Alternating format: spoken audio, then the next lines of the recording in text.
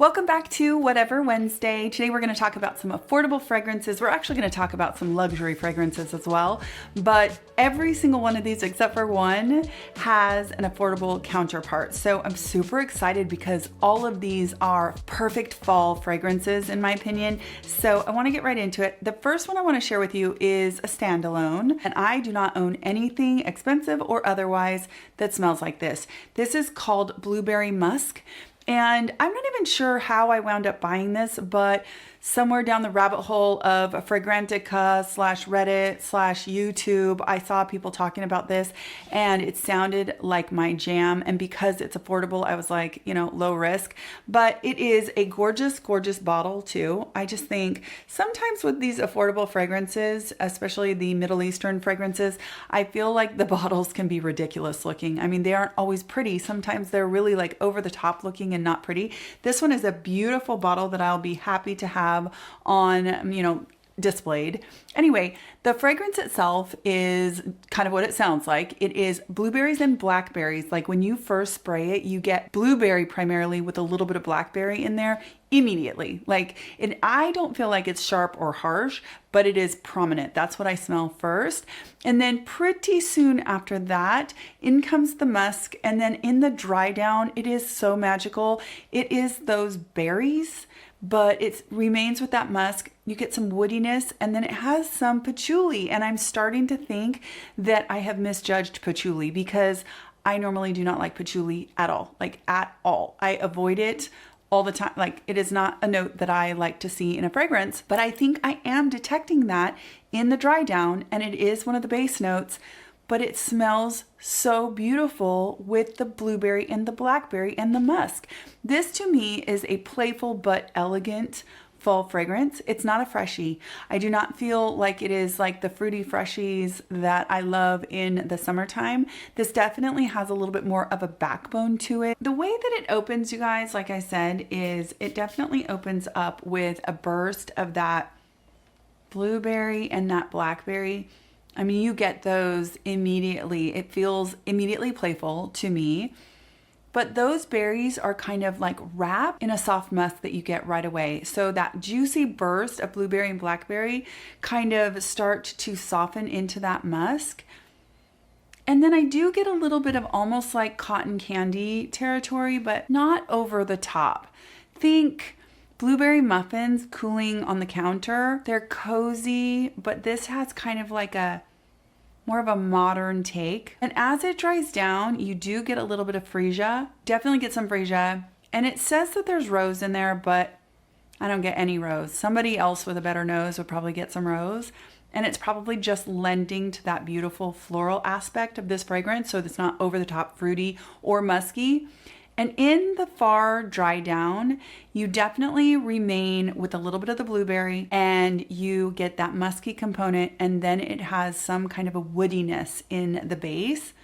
It sticks around for a long time. I put this on, I got it in the mail probably 2 weeks ago, and I put it on in the evening and I went to bed. And when I woke up in the morning, I could still smell it. And I have a recollection of all night long waking up or in my sleep just detecting this beautiful, cozy scent. And honestly, it is truly like nothing else in my collection. So I'm super excited about this. And again, it's one of those affordable fragrances. So this was a really great find. Thank you to the rabbit hole of Reddit, Fragrantica, and YouTube. I appreciate this recommendation very much. The next one I want to talk to you guys about is Fursan White. Now that is another one of those Middle Eastern fragrances. This was not expensive either. And I bought this one also based off of some rabbit hole fragrance expedition I was on online. Now, Fursan White is coconut. It's also vanilla and it's musk. And they all come together and it's very refined, and it definitely has this powderiness to it. The coconut to me is not like milky. It's not lactonic. It's very like coconut shavings. It's very cool coconut. And there is that powdery aspect to it. I personally don't get a ton of vanilla. I get way more of this dry coconut, musky, really cool scent. So the notes for this one is, like I said, the top notes are jasmine and bergamot. And I just barely get that. I mean, I feel like it moves really quickly into the mid, and that is gonna be coconut and musk and almond.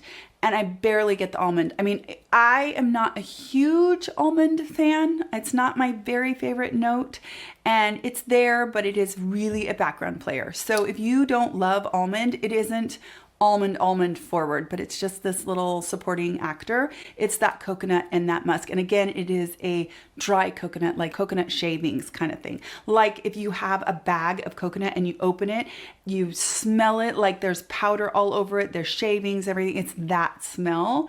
Now the base notes in here are vanilla, nutmeg, and cedarwood. And I definitely get all of those. I feel like the vanilla takes a back seat quite a bit to the dry coconut, and then that cedarwood and that musk. And I gotta tell you, I am always running stuff by my son. Like I feel like he is the perfect, I don't know, sounding board for this, because he's just gonna lay it straight.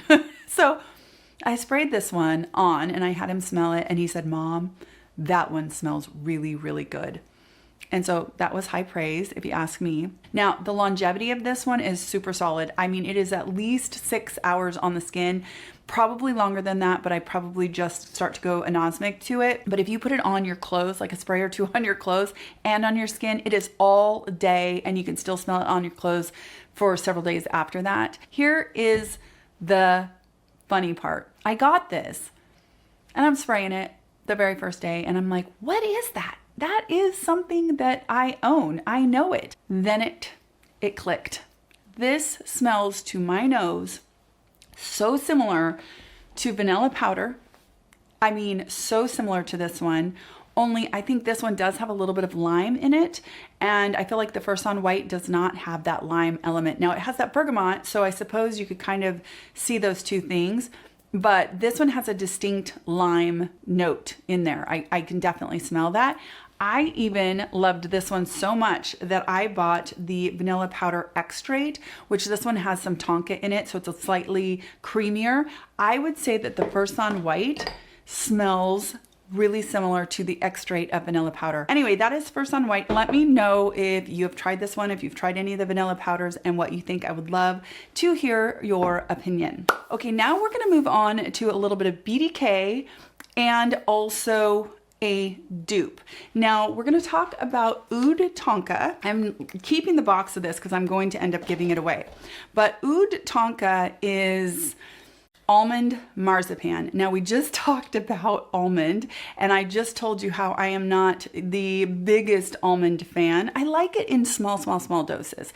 But this one is like, if fall had an actual dessert table, this would be front and center as almond marzipan.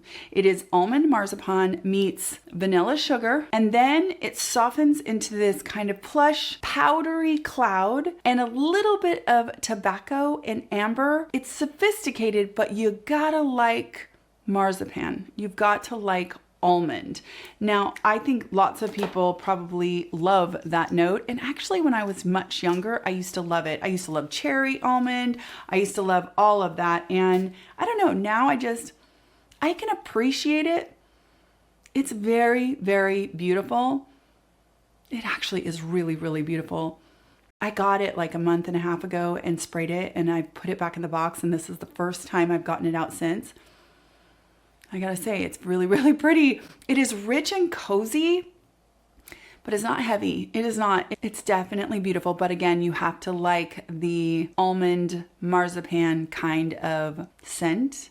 And I will say that I have obviously worn this on skin, and on skin, the almond and the vanilla give it a warm, almost gourmand vibe.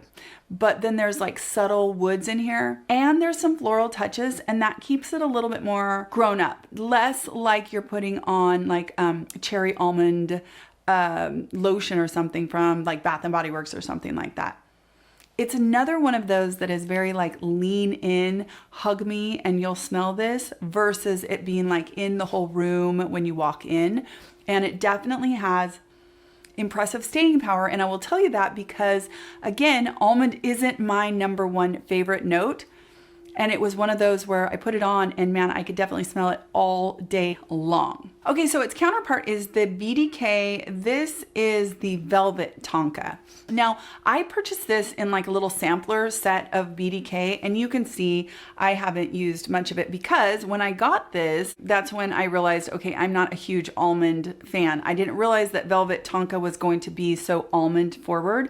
And I will say they're a little bit different. The Velvet Tonka to me is a little bit more smooth, slightly more vanilla, and a little tiny bit more cozy. I think there might be more tonka in this one. I'm not 100% sure, but they're both so similar. I would say that if you've wanted to try Velvet Tonka and you don't want to put out the money for BDK, then definitely this one is worth a shot if you like almond notes, if you're into that, if you're into almond and tonka and you are into that kind of sweet but soft vibe.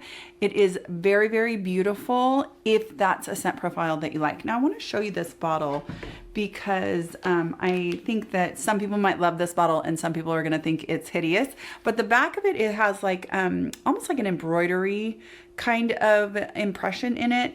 And then of course it's this turquoise color. I don't hate the bottle. And I mean, there are definitely some of these Middle Eastern fragrances where the bottles are pretty bad. To me, I don't think that this one's so bad. Probably because I really love this sort of Tiffany blue. I think it's kind of cute. I don't know. It doesn't bother me at all. So anyway, I'm keeping the box of this one because I am definitely going to do a little giveaway over on my Instagram. So if you're not following me over there, it's PENN.SMITH Notes, and I have several fragrances that I have collected to do a giveaway. And I always, whenever I do my giveaways over there on Instagram for fragrances, I always throw in some skincare, just so you know, we hybrid that little gift package. Anyway, so definitely follow me over there. I'll put the link down in the description box. It's just a fun little place where I try to pop in, have some fragrance conversations. I use it to give away fragrance quite a bit because that's a great platform for doing that and having conversations about fragrance. So hopefully I will see you over there. I hope that you enjoyed this. I would love to hear what you are wearing right now. What's your fragrance of the day? I'm actually wearing Colore Del Vinto today.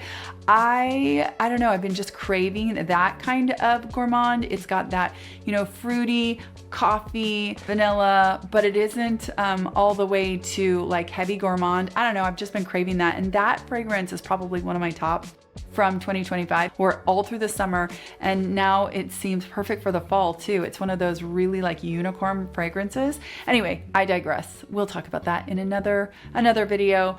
I hope that you are having the most wonderful day. I appreciate you being here in these fragrance videos that I sprinkle in on some Wednesdays. I hope you'll join me on Saturday for my next skincare video, and I hope you take care.